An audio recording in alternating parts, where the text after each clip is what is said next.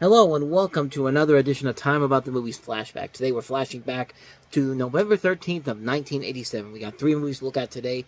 Only one of them actually was the most memorable one of the bunch here, and that's our first movie that we have here, and that is Arnold Schwarzenegger as the Running Man.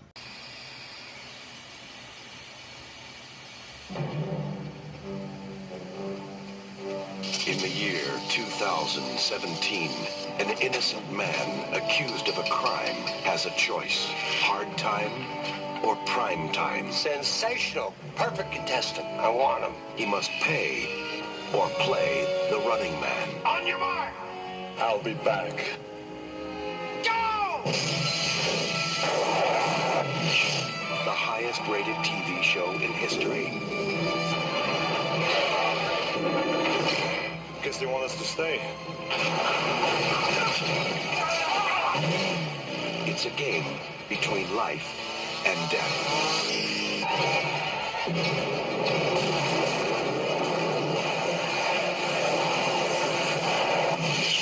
Give you a lift?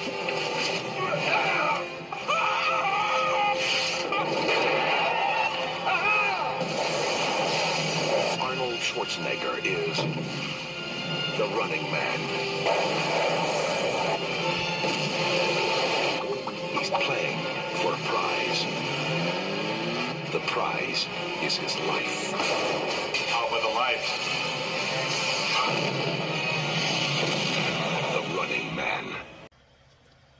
Do I even need to say any more about why this movie is awesome? You have a story that's set in the dystopian United States between 2017 and 2019. Remember those times? Remember when it looked exactly like this movie? Yeah. I guess we were a little bit off on that front, but this features a television show where convicted criminal runners must escape death at the hands of professional killers. It's a story that's originally based off of a 1982 novel by Stephen King, under the pseudonym Richard Bachman, even though the trailer there doesn't give you a real indication that it is a Stephen King novel. But it's an awesome movie, man. Like, I mean, come on. Arnold Schwarzenegger in this movie is friggin' amazing.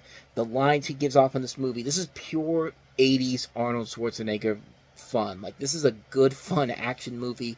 And, just a great movie in general. Great, bleak, visually dark to look at movie that is just so over the top, so ridiculous, but at the same time, we went along for the ride at the time. I mean, most people did. I mean, I was still about a year and a half away from being born, but I have seen this movie later on down the road in life, and I wouldn't be saying these things if I didn't see the film. And yeah, it's a pretty awesome movie. I could see what everybody was probably thinking when this movie came out back in the day, but yeah, Schwarzenegger's awesome in this. Maria Coutinho Alonso's pretty awesome in this as well. Yaphet Kotto, Jesse Ventura, second time with Schwarzenegger in '87, with Predator being the other one. The one person that really does come away with this, besides Schwarzenegger, who has really the best performance in the movie, is Richard Dawson.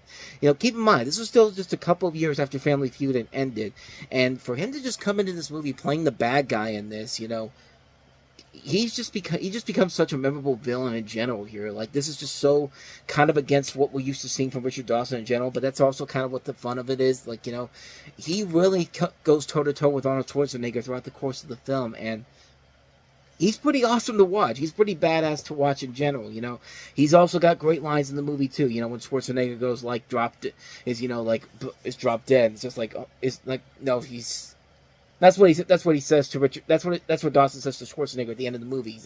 When he gets his final revenge on him, and Richard Dawson's just like drop dead, and Schwarzenegger's just like, I don't do requests. And then he does the same thing that Dawson did to him at the beginning of the movie. Puts him in the what do you call it, the little container thing, and just sends him out to get, and eventually kills him off. Why does he? And he gets blown up by an exploding billboard. Why is there an exploding billboard? We'll never know. But what I was trying to say before is that Arnold Schwarzenegger says his line, "I'll be back," and Richard Dawson's just like, only in the reruns, and then just sends him off. Like, he's a fun villain in this movie, man. This is what you'd expect from a good, fun, silly, over the top action movie in 1987, and God bless it, man. Like, I really have nothing else more to say about this movie, except that I'm definitely not looking forward to the remake that's coming up. I mean, literally, as of this week, they just announced that the Glenn Powell remake of this, which I like Glenn Powell as a whole, but, like, I don't know. I don't know. I don't know if he can. I don't know if this new version of this can really top what this classic movie did. I mean, they've tried to do so many of Arnold Schwarzenegger's movies from the past into modern times, and it just has not worked out at all. Total Recall, that was a terrible remake. So I have no real idea if the new version is actually going to pan out that well. But it's coming out next summer. As they just announced it this week. I think they said July of 2025. I think it was, but. Or maybe I'm thinking of something else. Maybe it's November of 2025. Let me see. Yeah, I'm checking while I'm recording this.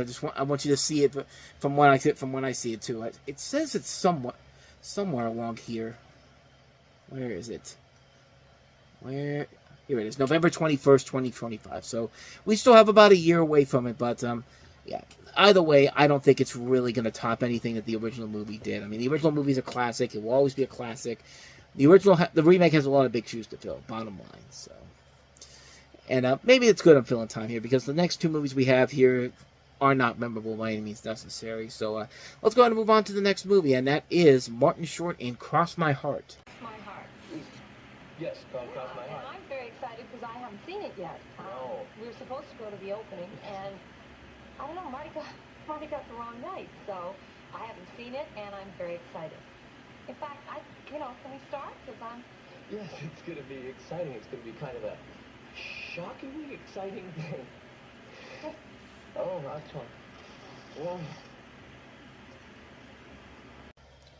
A movie so bland and forgettable that the only bit of footage you could find online here, without the clips involved, is a opening for an HBO presentation of it, where Martin Short was with his wife at the time, and they were going to watch the movie, and apparently he didn't tell her what the movie was about. But in this movie, you have Paul Reiser advising Martin Short's character, while Nancy advises Nancy's Joanna Kerns, then of Growing Pains fame, advises Kathy, played by Annette O'Toole, about how to go on their third and most intimate date. Although they had dated twice, they had not revealed their biggest secrets. The third date challenges their relationship as the truth surfaces. Both parties find that honesty really is the best policy. And that's about it, I guess. I gotta think it's better than this director's last movie that he did. This is the same director that did Windy City, which, if you've seen the Cinema Snob episode, that's a memorable episode, not for the way I think they wanted it to be, but I've never seen this movie, nor have I ever seen anybody really say you gotta see it, and I think that's the only reason why this movie doesn't even have a trailer online for it. The only thing you see is that HBO intro on there, besides the clips from the film, and yeah. I think it's a largely forgotten film, and this was right after Martin Short was just coming off of Saturday Night Live and trying to launch his film career in general here. He had a couple other movies in '87 that did become successes, and one of them we'll get to later on down the road with Inner Space, but, excuse me. But, yeah, other than that, though, I do not remember a single thing about this movie, and, quite frankly, I don't think anybody ever does. I mean, this is a film that's so been largely forgotten. Like I said, you can't even find trailers or commercials for it anywhere, so that's probably not a good sign for this film going forward. And probably the same thing you could say about our last movie, Ellen Barkin leading a pretty stacked cast in the movie Siesta. What the fuck is this movie? Like, literally, did you even get a sense of what the plot was from that trailer? Because I certainly didn't. Good lord, that looks horrible. But yeah, Ellen Barkin plays a young American who wakes up in a distressed state at an airport with no recollection of recent events. As she gradually pieces together her memories, she suspects she may be connected to a murder. Flashbacks reveal she was involved in risky activities, including jumping into a safety net for an event organizer named Dell, played by Martin Sheen, and participates in orgies with acquaintances. The film focuses on Claire's journey through Madrid as she tries to unravel the mystery of her past and uncover shocking truths about herself. And you see Gabriel Byrne, Julian Sands, Isabella Rossellini. I didn't even get to show you the part where Jodie Foster is in here too, and so is Grace Jones. Like, I just shut it off at the halfway point because it's just like, what is even happening in this movie? Because, good lord, this movie looks insane and not in a good way. And judging by the reviews for this movie that I see here, it is not that good looking. I mean, this is a film that and I see a lot of comparisons to David Lynch's Blue Velvet. I feel like this is somebody who's trying to do David Lynch and just has no idea what makes David Lynch so memorable to watch because of how chaotic his movies get. But it's not just anybody, though. It's Mary Lambert, who That name may not sound familiar to you, but you have definitely seen this woman's work before. This is the director of the Pet Sematary movies. This is also the director of Halloween 2, Calabar's Revenge, The In Crowd. You know, movies we've talked about on this the main Talking About the Movies show. But like, this was her first movie as a director, and good lord, what a way to start, because my god, this movie looks like it's just all over the place and has no idea what the hell it's trying to do. This feels like a film that somebody saw Blue Velvet and said, I want to make a movie like that, except I have no idea how Blue Velvet works, so I'll just go ahead and write some scribbles on my notepad here and just throw shit at the wall, and if anything sticks, I'm putting that in my movie, because this trailer really does feel like a film that's completely all over the goddamn place, and just, yeah, it just looks like a terrible movie, man. This just looks like a mess of a film on so many levels, but, yeah, nobody's really said to see it, even with the bad reviews it's gotten, so 9 times out of 10, that usually is a sign that, yeah, you should probably go ahead and skip this one. So that's what I think I'm going to do in this case here. So with that said, that's going to wrap this episode of Time About the Movies Flashback up. But the next time we meet, we'll have another wide assortment of movies to look at to start the month of November 87 with Shelley Long in Hello Again, the cult classic Less Than Zero, Charles Bronson in the second-to-last Death Wish movie, Death Wish 4, The Crackdown, Hiding Out, Made in Heaven with Timothy Hutton and Kelly LeBrock, Blueskis, Tim Robbins and Denzel Washington in Cry Freedom, and Patrick Swayze in the infamous Steel Dawn. So we have a lot of movies to look at next time around, and we'll delve into those on the next episode. But until then, thank you so much for watching, and if you want to see more videos like this, please hit the playlist on the next page, check out the previous episode, and also don't forget to hit the like, subscribe, and notification button if you want to see more videos like this on this channel. So with all that said, I am off. I will see you guys next time, and until then, as always, take care.